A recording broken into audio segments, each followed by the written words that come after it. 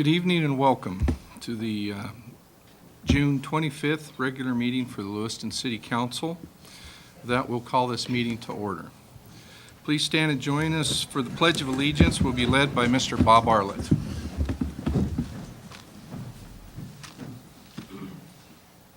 Allegiance to the flag of the United States of America and to the republic for which it stands, one nation, under God, indivisible, with liberty and justice for all.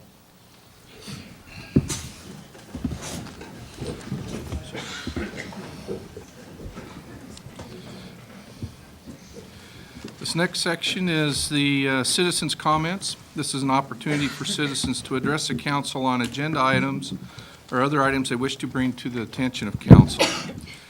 Citizens are encouraged to discuss operational issues in advance with the city manager. In consideration of others wishing to speak, please try to limit your remarks to 3 minutes. Are there any citizens' comments this evening? Just name and address, please, for the record. My name is Jay Starnes. My address is 6490 Hepton Lane. How do I get to start? Yep. Okay. I own Boomtown American Saloon, the Sports Cellar, and the Candy Store in beautiful downtown Lewiston. I started a new project, a sports bar and grill, around April 1st, right next to Boomtown.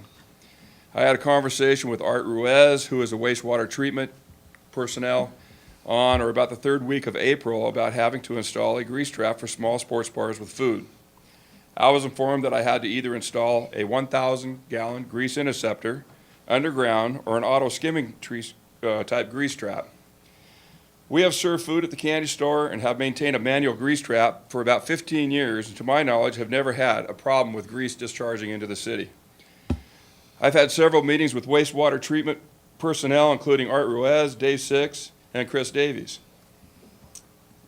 I asked them to show me in any codes or policy that a manual grease trap will not work and is unacceptable, or that an auto skimming grease trap is mandatory. So far, that has not happened. I have a letter from Craig Sheehan, who is the director for Dormont Manufacturing Company, about their grease traps, and asked him if they worked, and of course he said they did. And they are certified by several agencies. PDI, Plumbing Draining Institute, which seems to be the standard for Lewiston wastewater and plumbing codes, is also included in some of their agencies.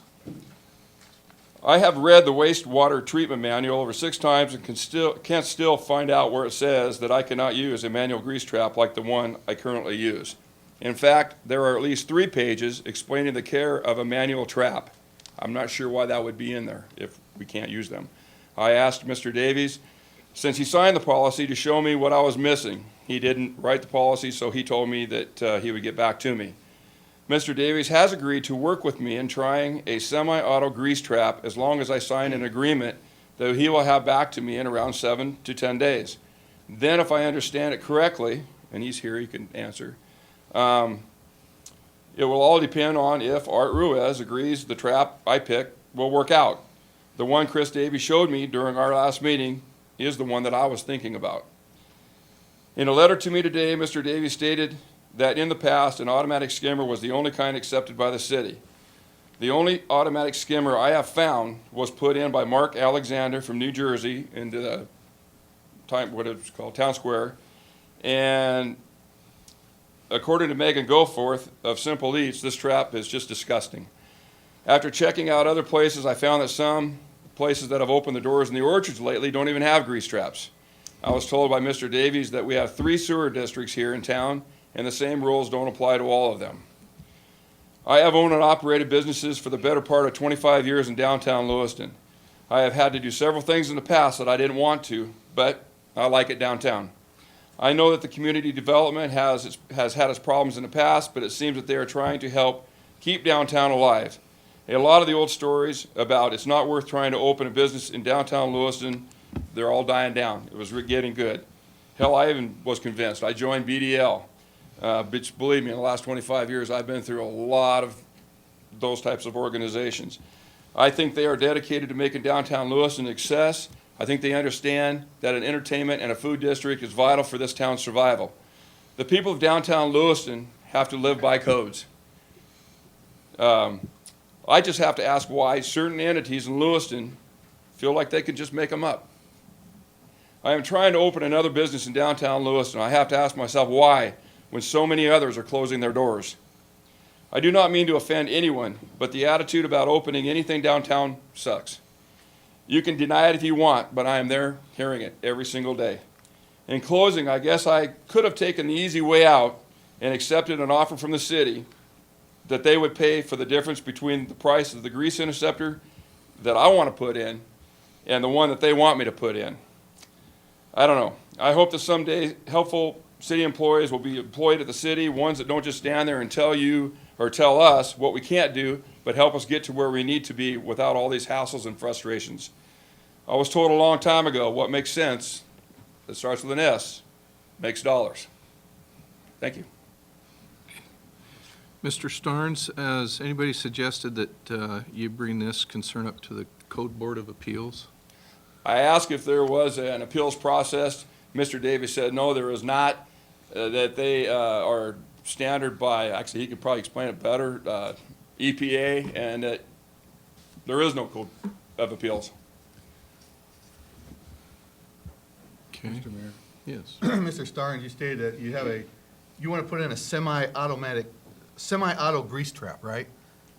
No, what I said was that I have a manual one right now manual at one, my okay. current facility. I was going to, basically, I think that probably is a better one is a semi.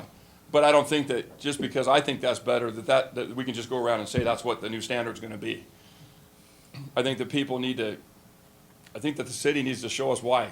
So a manual that you take care of and a semi-auto, what's the price You difference? still take care of the semi, You still take care of the semi, you right? take but care of the auto, and you take care of the manual. What's the difference between a manual and a semi? What's The the cost manual is like difference? we've had for years and years, where you take off the top and you clean it out and maintain it. The semi is one where you have a valve on it, and you flush hot water into, you shut the valve on the exit outside out.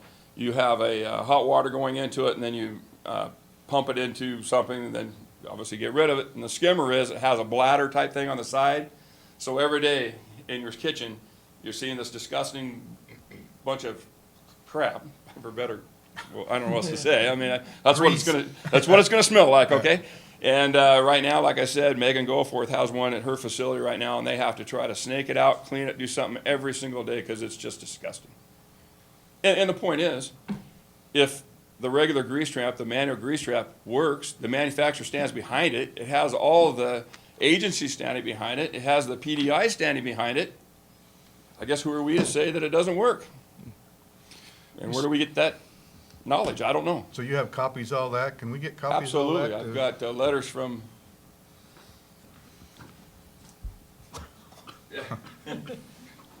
Want them all? I've got. Yeah, I do, actually. Well, okay. Yeah. Well, no, when you just give them to the city manager or something, he can distribute them to the council if that's okay with the mayor. Well, they have to make copies of them. Yeah, but yeah, I do have, in fact, here's the letter from Dormont right here from the guy that I was just talking about their interceptors. And one of the things that he says in here, he says, I'm surprised to learn of a municipal requirement for a specific GI. I mean, they're like, what? So this isn't normal. This is, that I know of. Again, I've been going on this for a little over a month. And main thing I've asked is I said, just show me the code, show me something, anything. I know, Mr. Bennett, that we've got the Code Board of Appeals that I think items, that's what they're there for, is things like this, that I think that we need to facilitate Mr. Starnes being able to present his case to the Code Board of Appeals and see what those folks decide. They're made up of engineers and architects and plumbers and construction inspectors, so it's folks in the industry. So I think that would be a good, it would be a good avenue to pursue this, Mr. Starnes. Well, I agree with that. The problem is that, you know, I've been on this for over a month or so, and if that's just another delay, I mean, we're watching these businesses close downtown left and right. Sure. And, you know, I know a couple more closing here real soon. I'm trying to put one in, I don't know. Yeah. Mr. Bennett, could you get with Mr. Starnes and then get back to council with what the schedule is or what you can work out with him on the code board? Okay. Would that be acceptable to you, Mr. Starnes? And then we'll stay informed with where that we are on this issue and make sure that we get the Code Board of Appeals meeting and the next meeting and get this in front of them. Okay, thank you. Thank you.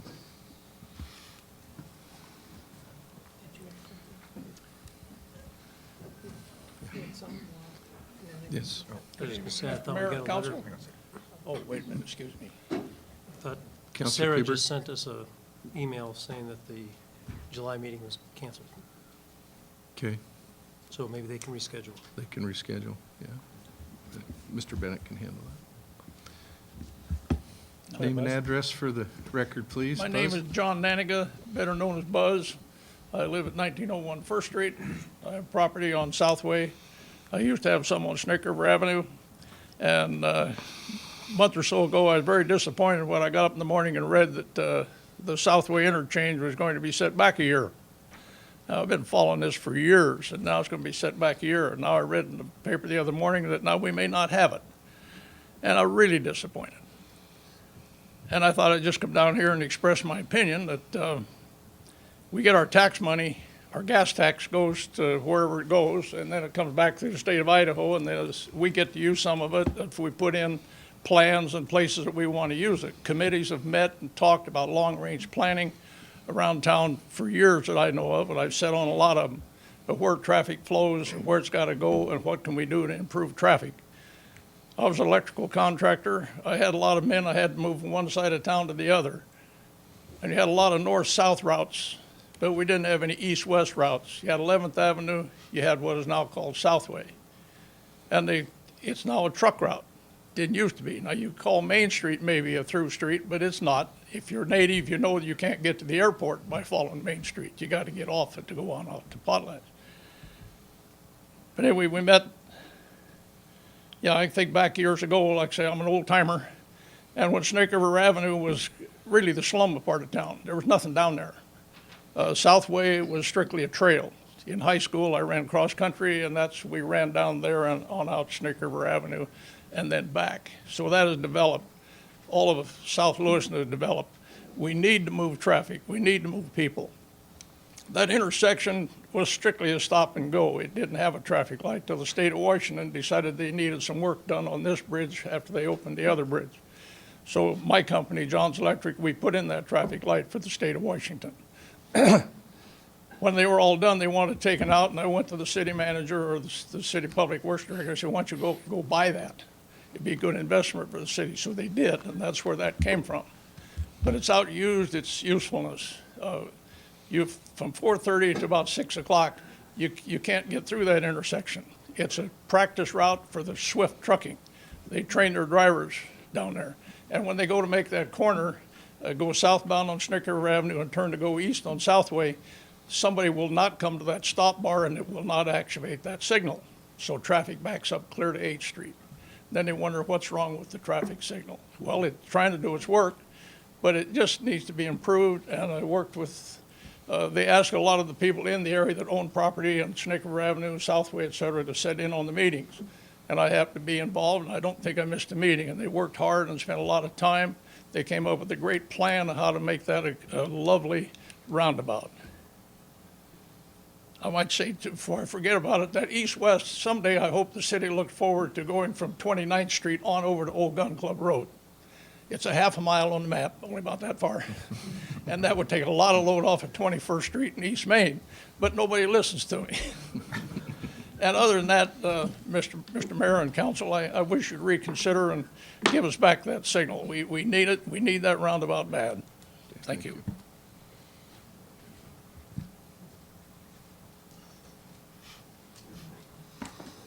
Hi, I'm Brian Hensley. I live at 1013 11th Avenue. And I'm not an art critic, and I do like public art. So this is about one piece of art that I think ought to be moved, and that is the Wave, because I really think it's in a terrible location. Whether you like it or not, and I don't really have any strong opinions about whether I like it or not, You know, in LA this morning, the big rage was a big rock that was hauled by one of the megalo guys into LA, and they created this big public art with one giant boulder. So I think our wave compares to that, and I think it ought to be moved. And I don't know where we should move it, maybe Pioneer Park, maybe in front of the library. It might be too big there, but I really think the council should think about trying to move that thing, because the public really can't get to see it. You can't really see it on the bridge. You can't really walk back there. It's on a railroad track. From what I understand in the Lewiston Tribune, it was in the right-of-way. So it's got to be moved somewhere, or a little bit anyway. And so I think maybe, we have some great art in the city, really beautiful, and we should be proud of that. And I think we got to move the wave and put it in a more appropriate place. And that's all I have to say. Thanks. Thank you.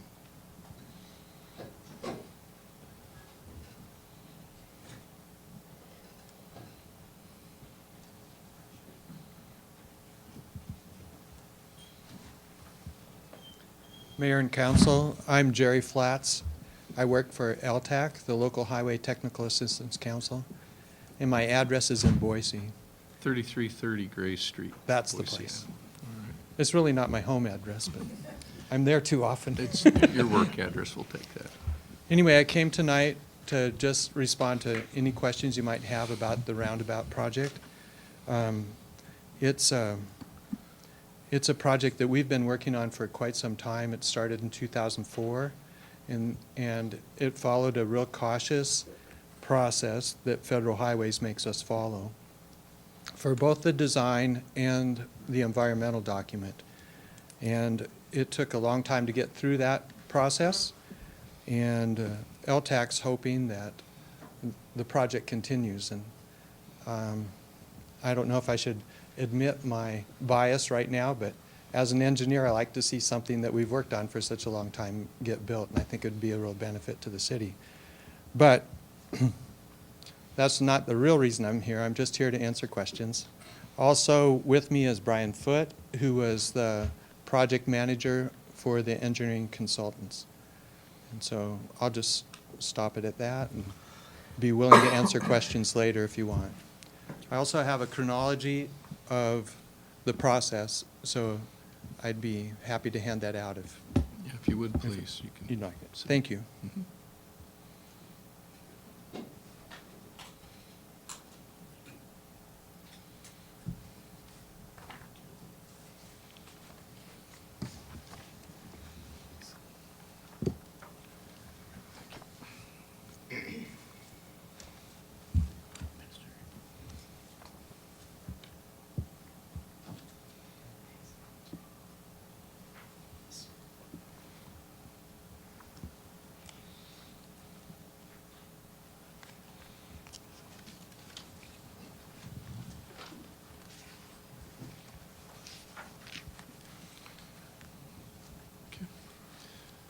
Any questions at this time, or we probably will move on and call you later if we have any. Thank you, Mr. Flats.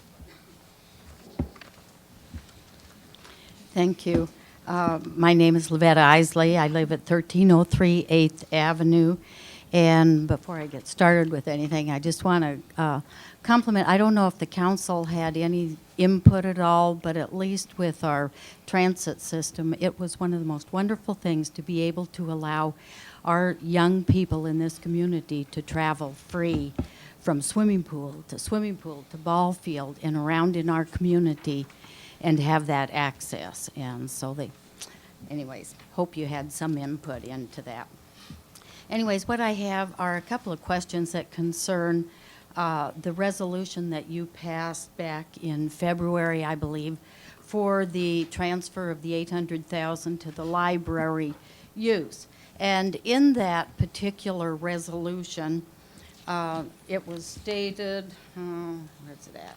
On your cover page, it said this would result in an annual repayment of approximately $50,000 from the general fund. I'd like to know what approximate is, 5,000, 100,000, whatever. And also, in that, when it says from the general fund, the library fund, okay, we've paid into the sanitation fund, and that's how we got the 800,000. Then the 800,000 went, or is going to the library. How can the library repay 800,000 at 50,000 a year for 20 years without generating no income? Oh, that means we have to take out of our pocket and put more money into the general fund in order to pay ourselves back? Is that how that works? I've never heard, I've waited 4 months for someone to ask these questions and just accepted it blindly that this would go into the library and miraculously come back out from the library. I would like to have a good trace for the dollars that went into the fund, went to the library. Oh, and where is it going to come from in order to go back? Oh, and if it comes in, where is it going to go? Is it going to go back into the sanitation fund? Is it going to go into the general fund? Oh, too bad we don't have it, because it would be marvelous to help with the street repairs. I don't know, I've always had that little feeling about follow the money, and I can't follow it. So somewhere along the line, I think that we, the public, deserve an answer of how is it moving around.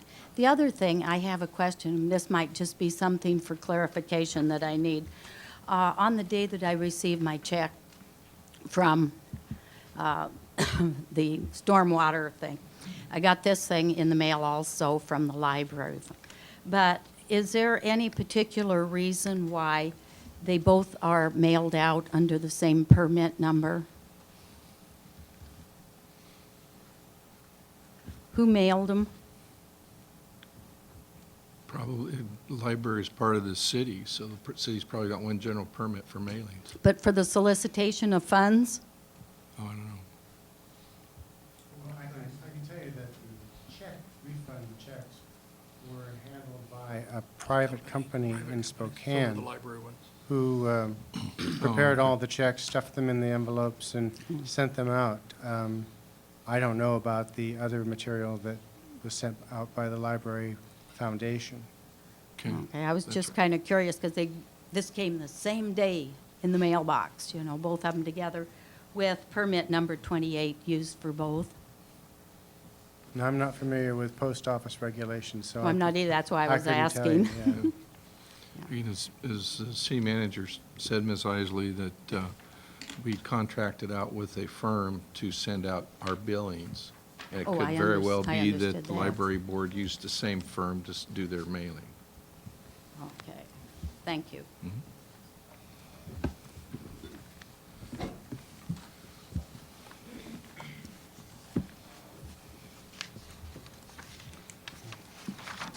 My name is Fred Fritz. I live at 1303 9th Avenue.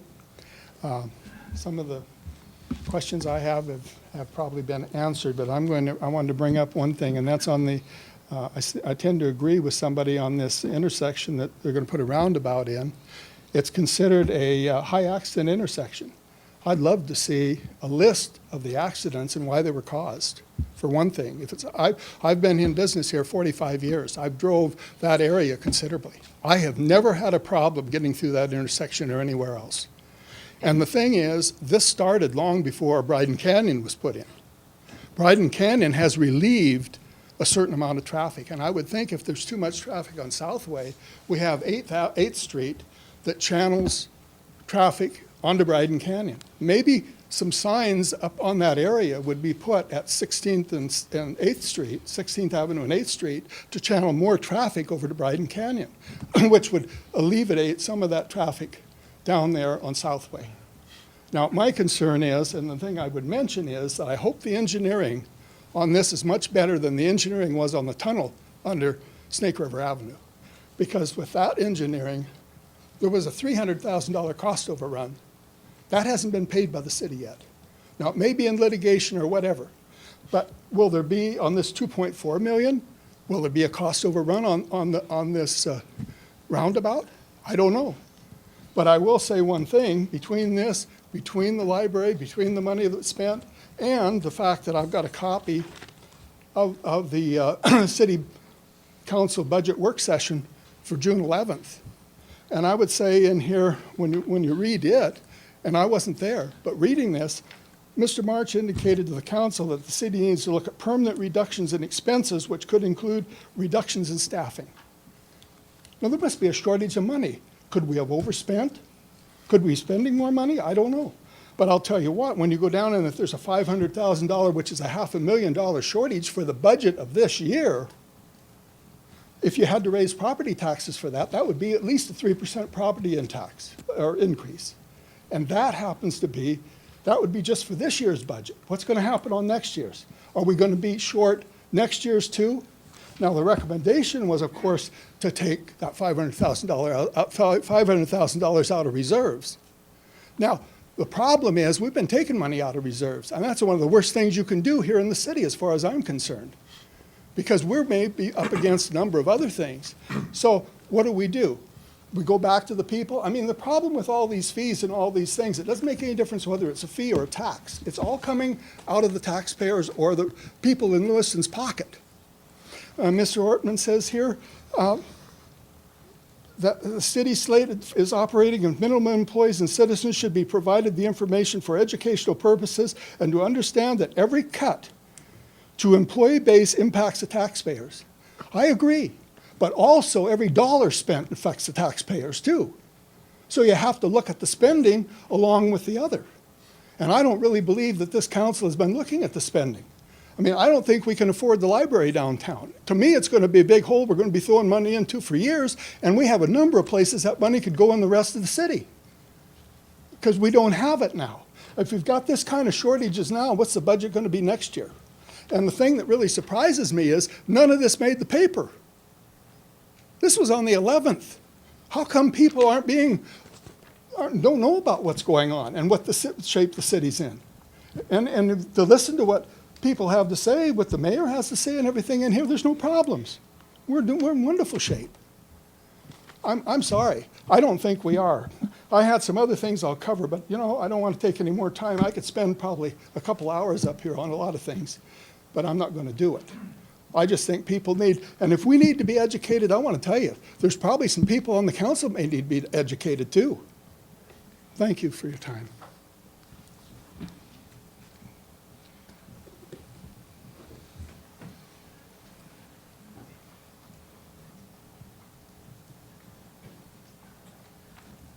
Mike Lorenz, 458 Crestline Circle Drive.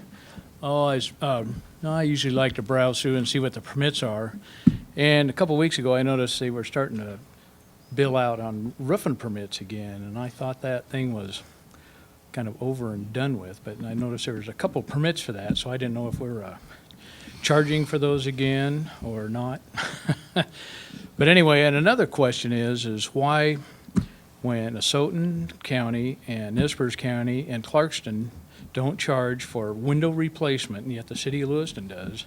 And I think it's kind of the same thing as roofing, that, there's really no inspection, yet we charge these fees for them, that, we should really look into not doing that, as long as these windows are staying within the, confines of the existing header, and you're not changing the structural integrity of that wall, you should be able to go ahead and change these windows out without a permit, because all these other entities are doing that with no permit. So it just seems like kind of another, let's stick it to the taxpayers again.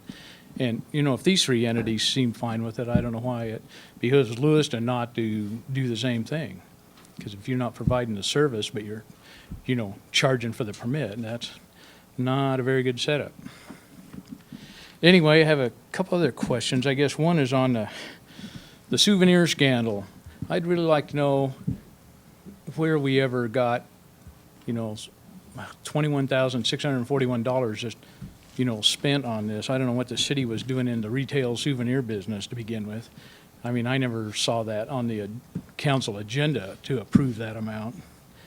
And, and I guess the last thing I read about it, we were like $1,468 still outstanding somewhere out there in outer space. And I wonder if this thing's just been kind of swept under the table, or, you know, is something being done to figure out what actually happened to it? I mean, this police report was pretty entertaining reading, to say the least. And I said, you know, we don't have any business being in the retail field. We do a lot of good things, but, you know, being a retail business is not one of them. And that's not what the city's set up to do. You know, I guess that's part of the problem with the city, is it just seems like you guys take this money and do whatever you want. You know, library voted down 3 times. Well, we're going to do it anyway. We'll just go spend a bunch of your money, and what the hell? And it just, you know, it amazes me, and the same with this roundabout. You know, I think when you're going to spend that kind of money, I think the taxpayers should have a vote on it. They should have a say on it, because it, you know, it affects, you know, people financially. But just to go out there and, you know, spend this money on this stuff, I mean, I just think it's like, well, Clinton Daniels said, I think that Herb Hardware is going to be a money pit out there, and it's never going to end. You know, I think we do need a new library, you know, and it's a shame they weren't able to get the Big V building. You know, that would have probably been about the best location, and it's too bad that guy wouldn't work with the library board. But, you know, it's just one of those things that happen, and, you know, you just can't go around, well, we're just going to go spend $600,000, $90,000 more than what, you know, Nez Perce County had it assessed for, just so the Bennett's can, you know, I'm sure there wasn't a whole lot of people standing in line to buy that place. Yeah, we go out there and pay top dollar for this building. So it is pretty amazing to me that, you know, it just seems like we need to use a little more common sense when you are dealing with taxpayers' money. And I guess the one last thing is, I understand that the library board and Scott Funk hired a new librarian. How come the council wasn't in on that? I mean, do you know how much we're paying her? No, the last one was making about $100,000 a year, and that's pretty good money in my books for running one library. So, I mean, what are we paying this new librarian? Does anybody know? Because obviously the library board hired this person. I mean, I didn't like these people to spend my tax dollars, or at least not even consult you guys, from what I understand. Did they ever come and talk to you guys what was going on? I don't think so. Anyway, that's all I got to say. Thank you. Any other citizens' comments this evening?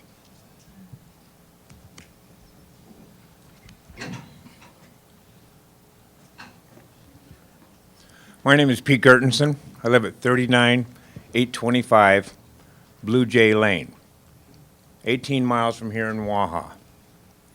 When I come to town, I avoid stoplights like everything. I'll either come down Snake River Avenue or I'll come down Lindsay Creek. And today I couldn't do that because they're re-graveling the lower Tammany Road. So I came through town. And when I have to do that, I count the stoplights I get to stop at. And tonight coming down, it was 5 o'clock, it was 8 stoplights coming down from the orchards through town. I came to town tonight because I couldn't believe that this council voted or voted down this roundabout down here at Southway. I'd like to see a stoplight taken out, which that would happen, and what I'd like to see up in the orchards where they're talking about another one, instead of a stoplight, because I take a big sigh of breath when I pass Burl, and I know that's my last stoplight for the day, right there. So I'd like to see another roundabout out that way. But to vote down a project that was the vision of a city council 10 years ago. 10 years ago, they had a vision to do this, and we've been waiting in line to get our money back. And not spend it, but invest it in our community. And it also sets up the same kind of funding for other projects that are sitting on the wall. We let this go, we're looking at, what, 10, 20 years, maybe, before we'll be back in this spot again. I would urge someone on the city council tonight, other than Mayor Poole, to bring this back up for reconsideration. Thank you.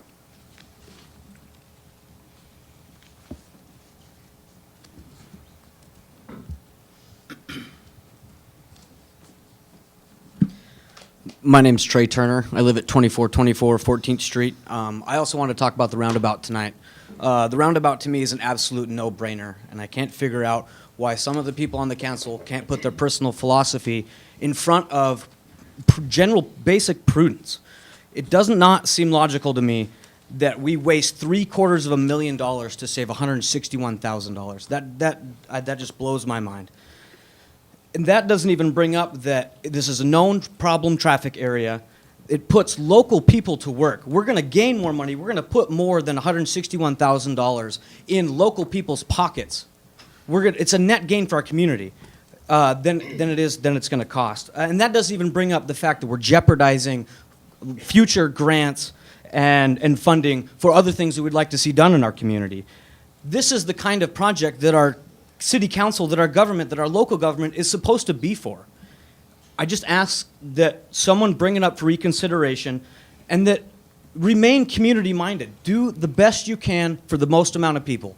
That's what local city government is supposed to do. Thank you.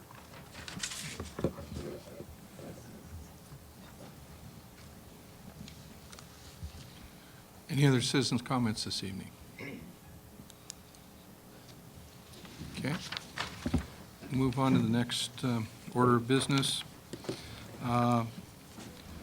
Next item is, I'm going to turn the chair over to Pro Tem Cannon. Thank you, Mr. Mayor. Motion to reconsider. Can you make that motion? Pro Tem Cannon, Mr. Mayor, I'd like to make a motion to reconsider Resolution 2012-27. Have it put on the active agenda for further discussion later during the active agenda items. Second? it's been moved and seconded to bring Resolution 2012-27 back for reconsideration to be part of the active agenda item G. It's been moved and seconded. Is there any discussion? Counselor Daniel? I was actually going to make a motion to just I was going to move that resolution 2012-27 be moved to the active agenda. I do think the motion to reconsider is possibly out of order according to Robert's rules. Robert's rules clearly states that a motion to reconsider has to be done by a person that was on the winning side, which Mayor Poole was. However, it also goes on to say that it can only be done on the same day or in the case of conventions on the next day. Even with a very loose interpretation of that rule, the next time would have been the work session, which technically is a meeting. We traditionally don't take votes there, but it is technically a meeting. So if the mayor is willing to withdraw his motion, I'll gladly make a motion to just add the resolution to the agenda. Pro Tem Cannon. Mr. Mayor? Has to be brought up by a resolution to reconsider.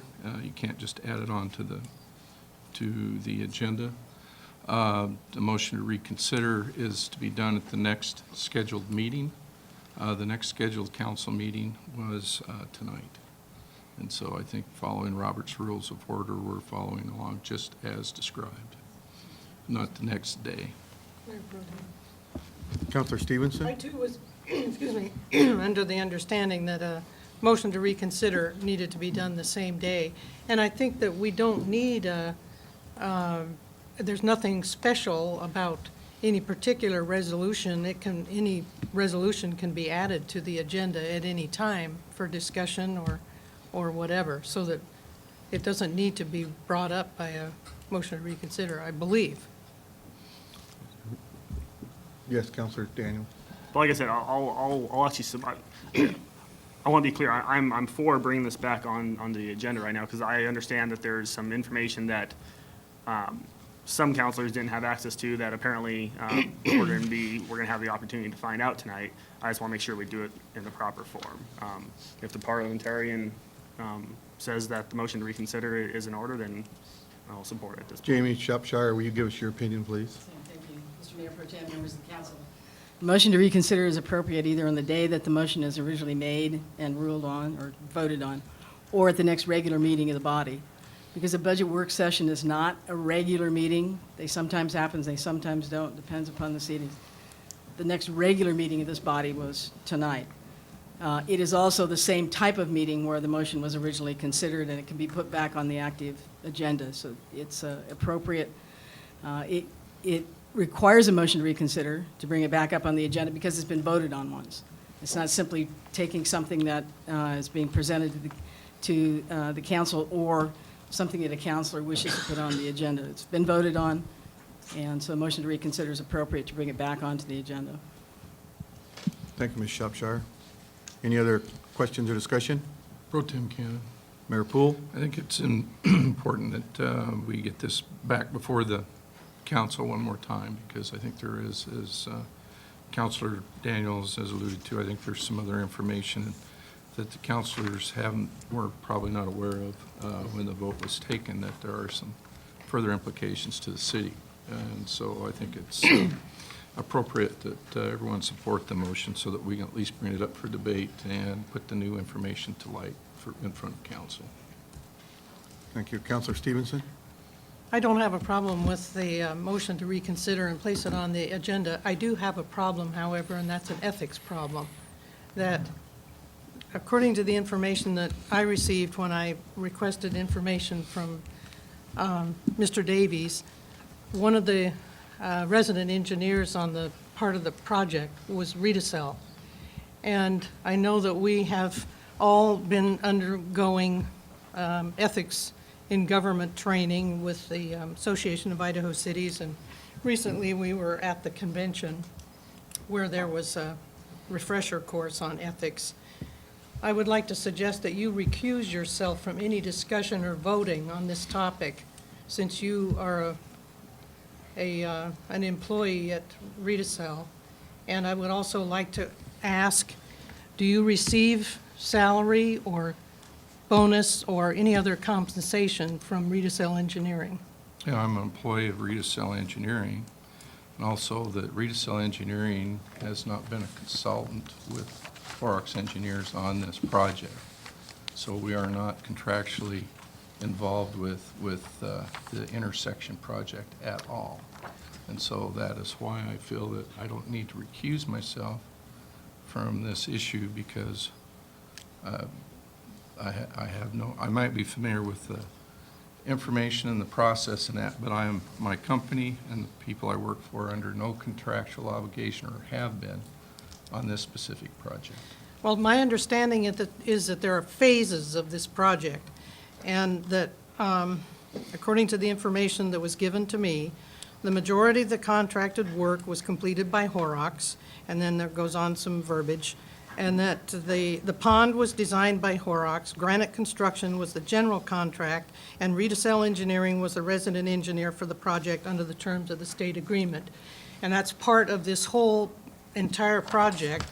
And I would like to remind everybody of the Idaho Ethics in Government document put out by the Attorney General that talks about ethics and when an elected official needs to take care, and that even in the recent workshop, they reminded us that the public's confidence in government is as strong as the integrity displayed by government officials. Avoiding the appearance or even the possibility of dishonesty and self-dealing is just as important as avoiding actual fraud and dishonest conduct. These laws establish a minimum standard for behavior of public officials, but responsible and ethical public servants hold themselves to an even higher standard than merely complying with the law. And then that talks about that the minimum that needs to happen. The law prohibits public officials from taking any official action or making a formal decision or recommendation on any matter where the official has a conflict of interest and has failed to disclose the conflict of interest. And it goes on to say that an elected city official must disclose the nature of the conflict on the record at a council meeting prior to acting on the matter, and is subject to rules, blah, blah, blah. So I'm suggesting that the information indicates that Redicel was involved in the engineering on part of the process, and that you ought to recuse yourself. And at minimum, also, in writing, state the nature of so that the public knows the extent of your involvement in Redisel. Thank you, Counselor Stevenson. Counselor Kleberg? Thank you, Mr. Mayor Pro Tem. Well, Counselor Stevenson, that was enlightening. Should I recuse myself because I want to run a backhoe to some guys that want to do road work? I'm not done. I have the floor. The project you're discussing about Redisel has absolutely nothing to do with the roundabout. Granite has already performed that project. That was part of the amphitheater slash drainage pond slash, what was it, the earthen worm, the whole Snake River project. That is not part of this project. If you would have been paying attention, and if you had been to some of these MPO meetings, this has been going on way longer than that project that Lynn Moss had us do for the Snake River Avenue. I have no problem with the mayor voting on this. Pro Tem Cannon. Mayor Poole? I appreciate Counselor Stevenson bringing up the conflict of interest information because it is important. And that's one thing I do take very seriously.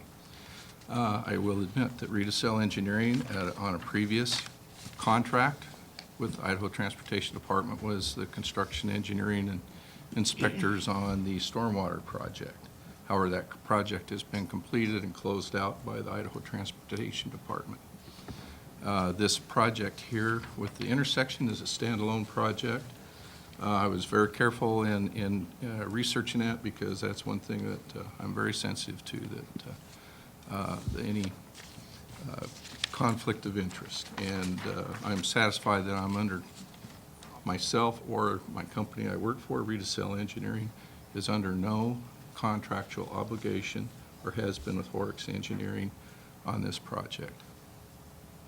Thank you, Mr. Mayor Poole. Counselor Stevenson? The material put out by the Association of Idaho Cities and the Attorney General Idaho Ethics and Government Manual also alludes to the fact that it doesn't have to be necessarily this particular phase of the project, but if there was any phase of the project previously, and this started in 2004, Redisel worked on part of the project after 2004, so that again, what I'm saying is that according to maybe some technicality of the law, you can feel that you are not in conflict of interest, but according to the Association of Idaho Cities interpretation, the appearance of impropriety is possible, and that I request that you recuse yourself because it's marginal.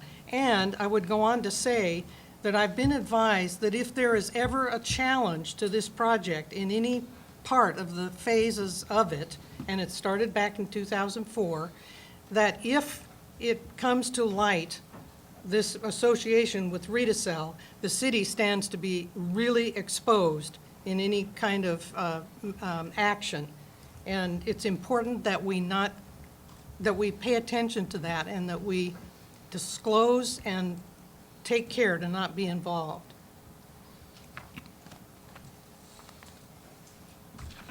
Any other discussion? Mr. Mayor Pro Tem, just for the record. Councilor Ortman. Obviously, Councilor Stevenson and I attended a different meeting.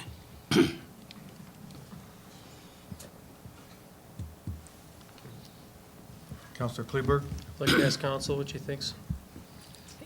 Thank you, Councilor Cleaver. Mr. Mayor Pro Tem, members of the council, I have looked at this issue on behalf of the mayor, and the project that his company may have been involved in was a different project than this. This is a standalone intersection project. I've been unable to find anywhere that Redisel is involved in it. It's a contract with the Idaho Department of Transportation, and after we contract with them, they'll let bids to whoever they let. But I can't find Redisel involved in this project for the roundabout or the intersection project anywhere. Thank you, Mrs. Shropshire. Counselor Stevenson? Again, this is a multi-phase project, and I'm not saying that right of this moment for the particular part that we're talking about, that right now there's no contract. It's with it's a state-local agreement, but both past parts of this project involve Redisel, and if you would like to state that Redisel absolutely will not be having any part in any future part of bidding on this or any subcontract, you're welcome to try to say yes or no. I'd like to hear that, because that would be important, so that the public understands that even in the future, if, when the bidding starts, after this phase begins, if Redecel is involved, then the city is exposed if you take part in this evening. Mr. Mayor Pro Tem, if I could add, it simply to apply that logic would require that the mayor recuse himself for any construction project in the city where Redecel's ever had any relationship to anybody involved with it. It would, in a number of other cases, ask a number of other council members to have to recuse themselves in instances where, for instance, Han Rental has rented equipment to somebody. This particular contract only calls for a contract with the Idaho Department of Transportation. And as I said, I have looked at it and been unable to find Redecel involved in it. There have been, over a number of years, projects on Snake River Avenue. Those projects are closed out. We are now dealing with a single intersection improvement. And I just think to apply that logic would require that a number of you recuse yourself in a number of instances where, I mean, maybe you sold building supplies to somebody who's using them to build a city project where you may or may not know that. And so at any time anybody ever bought any building supplies from you, you'd have to recuse yourself from that. So that's just the way I've been able to analyze it, and I did look at it very carefully. Mr. Mayor Pro Tem? So what you're, excuse me, so what you're saying is this, and what we're voting on here tonight is a agreement with ITD. That's correct. Counselor Stevenson? I knew that you were ruling in a way that would not be favorable to this request. And so I consulted with the Attorney General's office today, and I was advised of the kinds of things that I said this evening. And technically, by law, right, he can continue, but the possibility of impropriety and the appearance of impropriety is what's important. And that there are suggestions, and I disagree with your statement that these are closed out.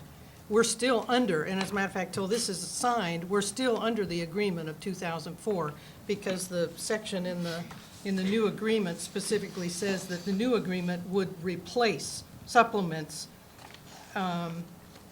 and replaces it. So we're still under this agreement, and it was under this agreement in these parts of the project that Redecel did some work.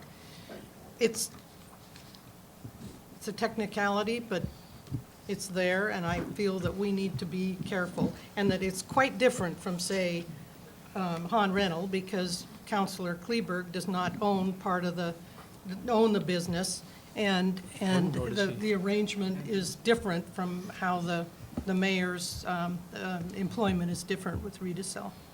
Pro Tem Cannon. Mayor Poole. I am an employee of Redecel Engineering. Right. I'm not an owner. I'm not a stockholder. I'm an employee, no different than Mr. Kleberg is with Han Rental. So, and again, I'm very sensitive to this issue, and I understand the concerns that Councilor Stevenson has brought up. However, I've looked into it myself also and discussed this with numerous people, and I am comfortable going ahead and participating in this issue. Counselor Stevenson. I think that it's important that we abide by the Attorney General's manual, in which it states that, of course, the official, I believe, has a conflict of interest, and if I hadn't asked, would have failed to state it, and that prior to acting on the matter, he still needs to disclose his arrangement in writing. Counselor Kleberg. Thank you, Mayor Pro Tem. Maybe Mr. Davies can answer some of these questions. The tunnel, which is one vote that I wish I could have taken back. The tunnel was part of the Snake River Beautification Project, correct?